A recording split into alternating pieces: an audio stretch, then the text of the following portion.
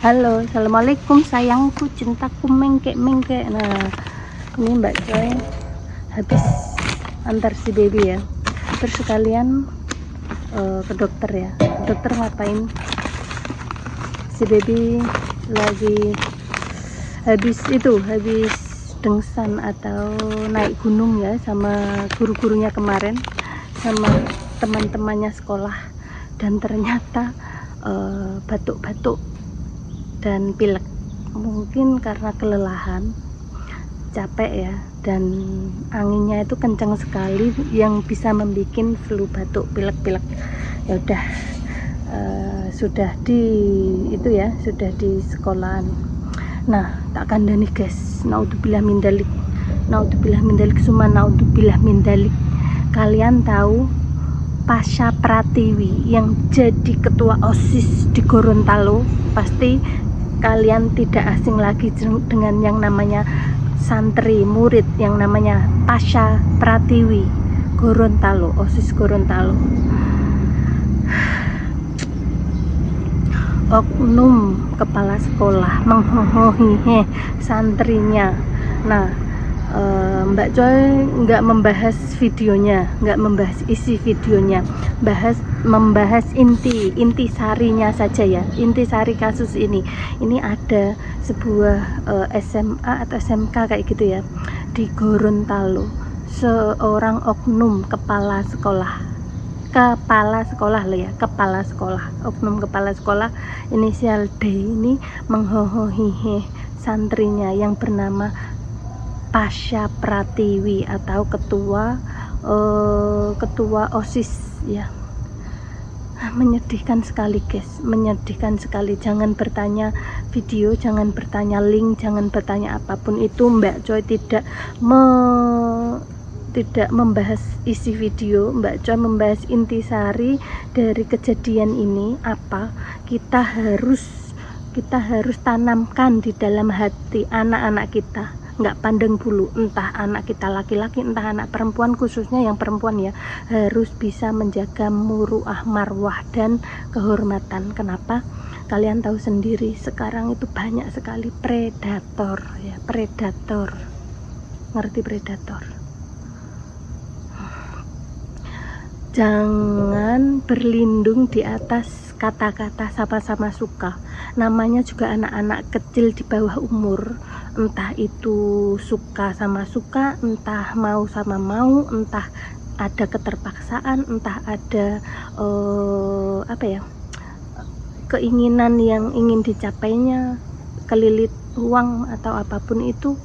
Pokoknya apapun itu penyebabnya, itu nggak dibahas. Maksudnya jangan menormalisasikan hal seperti itu. Kita fokus ke anak di bawah umur, perlindungan anak di bawah umur. Walau bagaimanapun ini sudah melanggar melanggar undang-undang, atau sudah termasuk kejahatan atau kriminal dan asusila ya kan ya, naudzubillah min dzalik ya. Maka dari itu kita itu harus terapkan pada anak-anak kita, entah laki-laki maupun perempuan, khususnya perempuan, mana batasan, mana larangan, mana area tubuh yang tidak bisa dipegang oleh orang lain. Kita itu harus terapkan sejak dini agar anak-anak kita itu sudah mempunyai pegangan, sudah mempunyai pengetahuan. Memang ini tuh masalah tabu ya, masalah sangat-sangat tabu dan sensitif, tapi alangkah baiknya kita sebagai orang tua atau kita sebagai kakak atau sebagai siapapun ya, itu mewanti-wanti atau waspada terhadap predator-predator yang sangat meresahkan ya kan ya.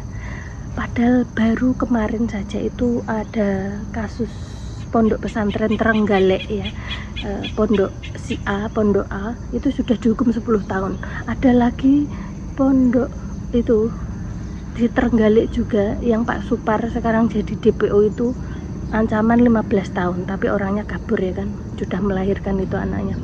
Ini ada yang baru, krisius kasus yang ada di Gorontalo. Kalian pasti sudah tidak asing lagi dengan yang namanya Pasha Pratiwi, ketua OSIS ya, ketua OSIS di sekolahan.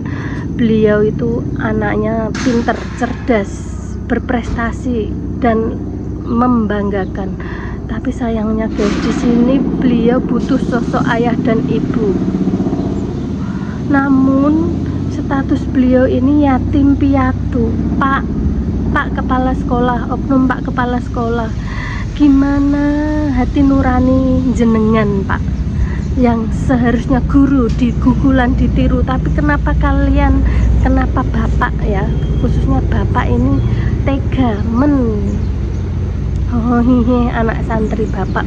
Bahkan di video ini Mbak Joy tidak membahas siapa yang merekam dan siapa yang itu menyebarkan. Namun di sini mungkin dari jasa yang merekam, temannya yang pakai seragam coklat atau apa itu ya, yang merekam ini mungkin salah ya, merekam dan menyebarkan UU ITE. Namun di sini itu ada yang bisa diterima itu soal dengan cara merekam dan bukan menyebarnya ya, merekamnya itu sebagai bukti bahwa si anak ini tuh selama 2 atau 3 tahun ini dipaksa untuk memenuhi hasrat sang guru atau oknum kepala sekolah ini. Kalian paham nggak?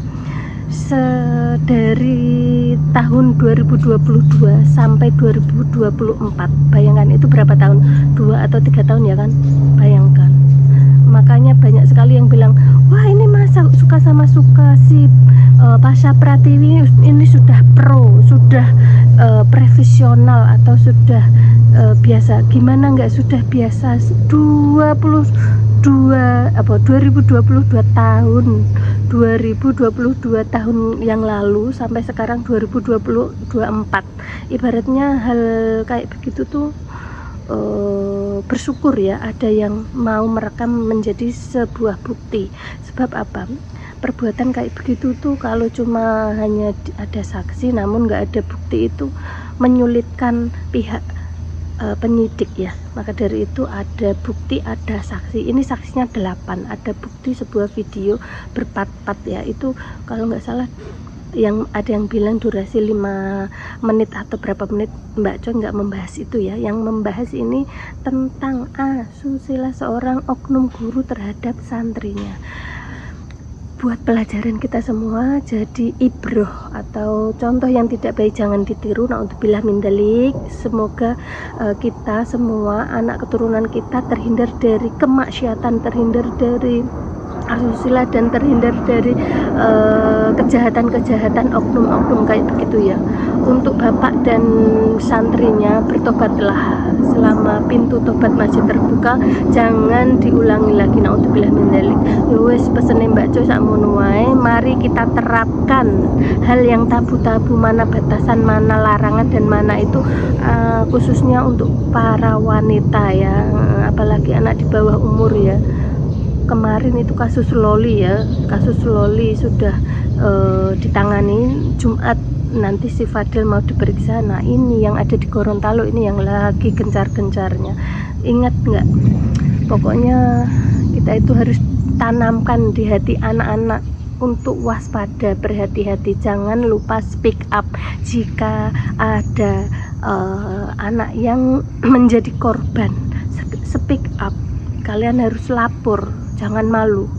Itu bukan aib, ibaratnya bukan aib kalian yang itu, kalian itu menjadi korban. Harus speak up, harus ditindaklanjuti, harus diberantas dan diberhentikan, ibaratnya gitu, diselesaikan. Jangan ada oknum-oknum guru, oknum-oknum yang lain kayak begitu. Jangan sampai ada korban-korban yang lain, pasha yang lain. Ya wis sakmono ya. Assalamualaikum warahmatullahi wabarakatuh. Bye bye sarang.